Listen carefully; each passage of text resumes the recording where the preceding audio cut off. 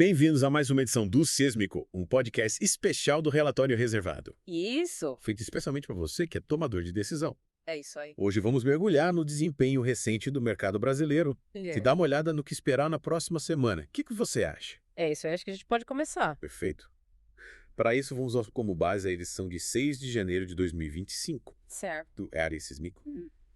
Eles começam com um resumo bem humorado para o público em geral, comparando a atividade do mercado global a uma montanha-russa com poucos passageiros. É verdade, uma boa analogia para o momento atual, né? E... Alguns mercados, né, subindo, outros caindo, uma montanha-russa com poucos passageiros. Sem dúvida.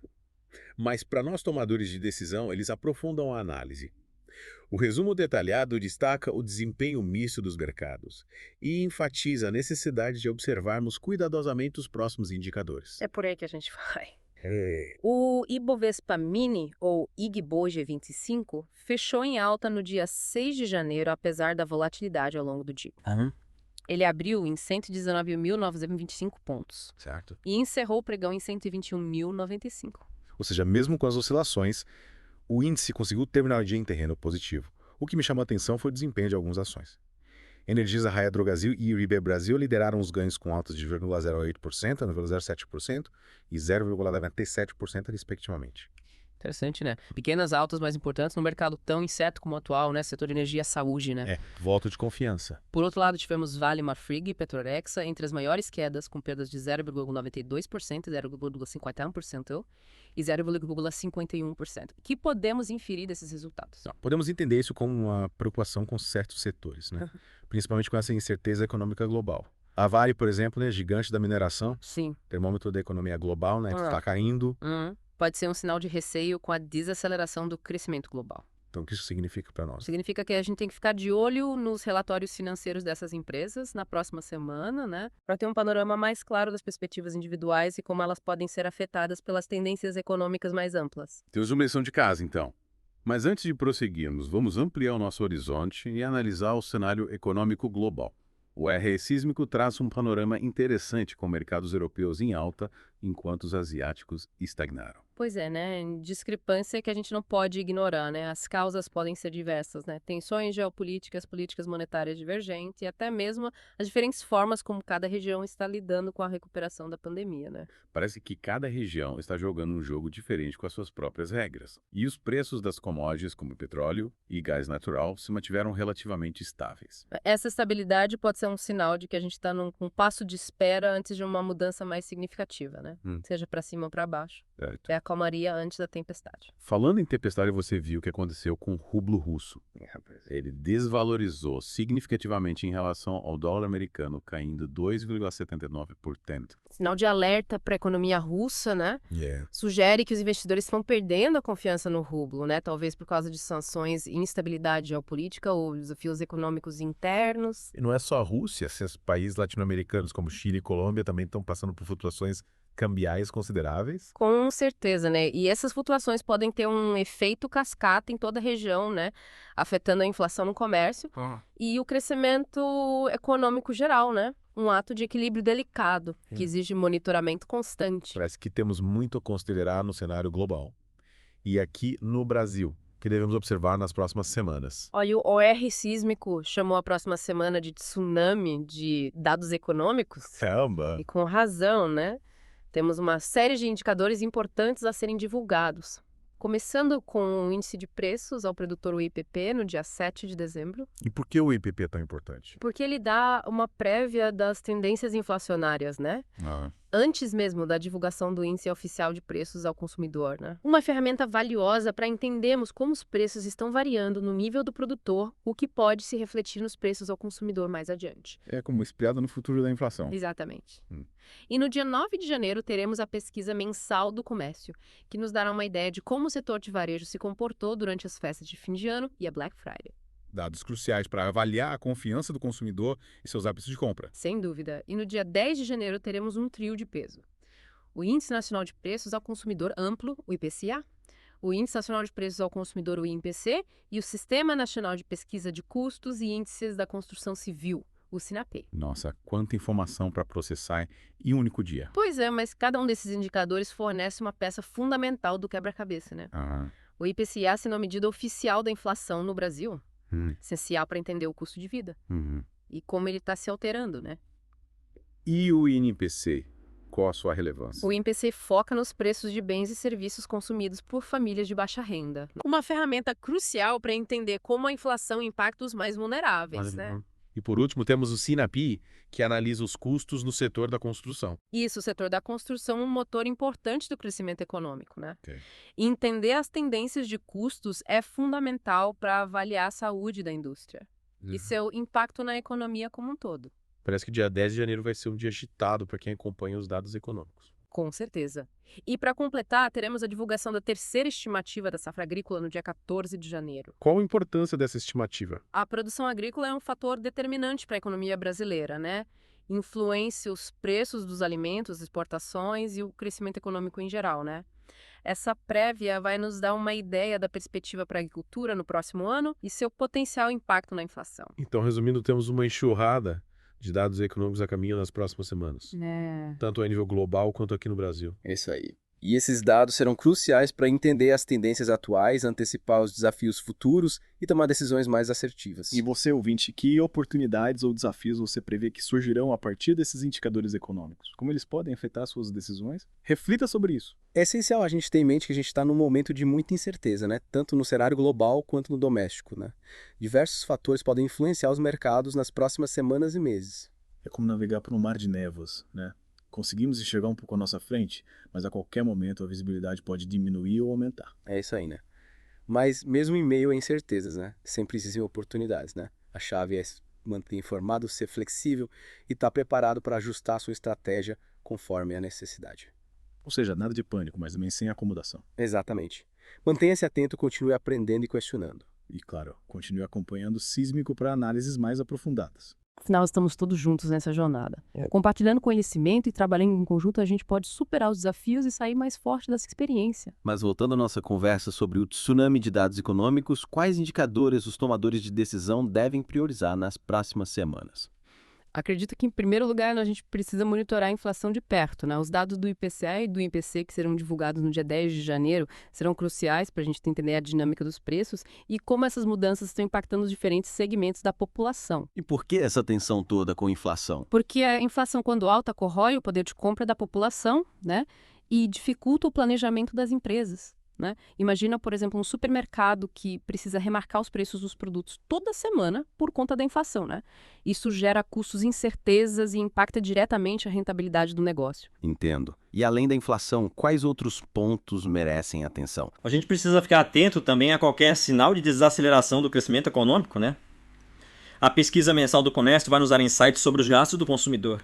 Mas a gente deve observar outros indicadores também, né? Como a produção industrial e os níveis de investimento.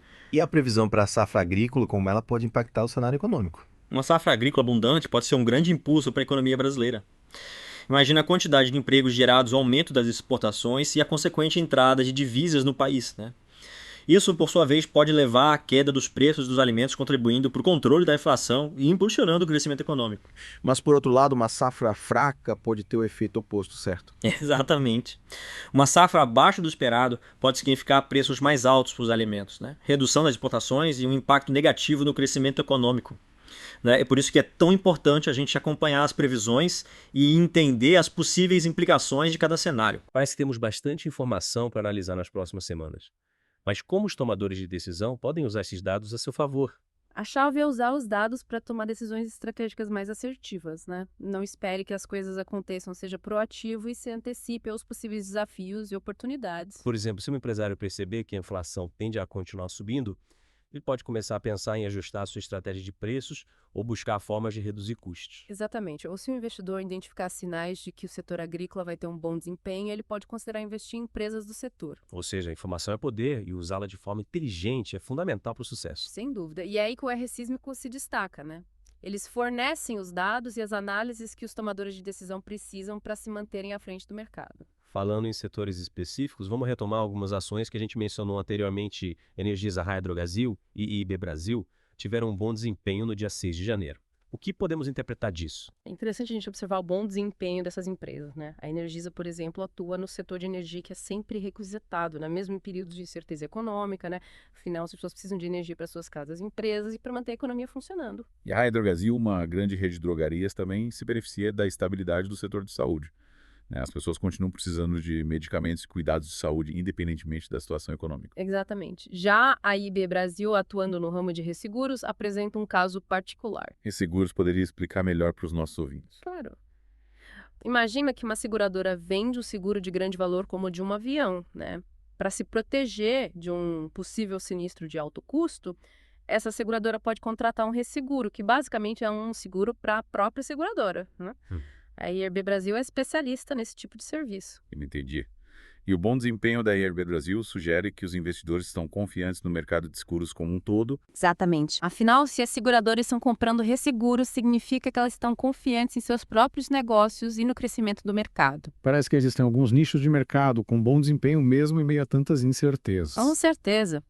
Mas é importante lembrar que o desempenho passado não garante resultados futuros, né? A gente precisa continuar monitorando essas empresas de perto para entender como elas serão nas próximas semanas e meses. E quantas empresas que apresentaram queda em suas ações, Vale, Marfrig e Petrorexa, o que podemos analisar sobre elas? Como a gente mencionou, a Vale é uma grande mineradora e, como tal, né, o setor de mineração é visto como um indicador da economia global. Se a Vale está enfrentando dificuldades, pode ser um sinal de que os investidores estão preocupados com a desaceleração do crescimento global. E a Marfrig, atuando no ramo de frigoríficos, enfrenta desafios específicos do setor. Sim, a indústria de carne bovina brasileira tem passado por alguns desafios nos últimos anos, né? Como preocupações ambientais e aumento de custos, né? A Marfrig, sendo uma grande player nesse mercado, né, sente esses impactos diretamente. E a Petrorex, uma empresa de petróleo e gás, também sofre com a volatilidade do setor. O setor de petróleo e gás tem sido particularmente instável nos últimos anos, com preços oscilando bastante devido às tensões geopolíticas e às mudanças na demanda global. Diante desse cenário, não é surpresa que a Petrorex esteja enfrentando dificuldades. A questão é, essas empresas conseguiram reverter a situação? Essa é a pergunta de $1 milhão. A gente precisa analisar os relatórios financeiros delas e entender como elas estão se adaptando às mudanças do mercado. Temos muito trabalho pela frente, então analisar essas empresas e entender suas perspectivas exige um olhar atento e estratégico. Com certeza. Mas essa é a essência de ser um tomador de decisão bem-sucedido, né? É preciso pesquisar, se manter informado e estar preparado para tomar decisões difíceis. E é para isso que a gente está aqui, para auxiliar você nessa jornada. Exatamente. Acompanhando o Sísmico e se aprofundando nas análises do relatório reservado, você vai ter acesso às informações e insights que você precisa para tomar as melhores decisões. Mas antes de finalizarmos este episódio, gostaria de destacar a importância da diversificação de investimentos. É como distribuir os ovos em diferentes cestas, né? Se uma cesta cair, você não perde todos os ovos.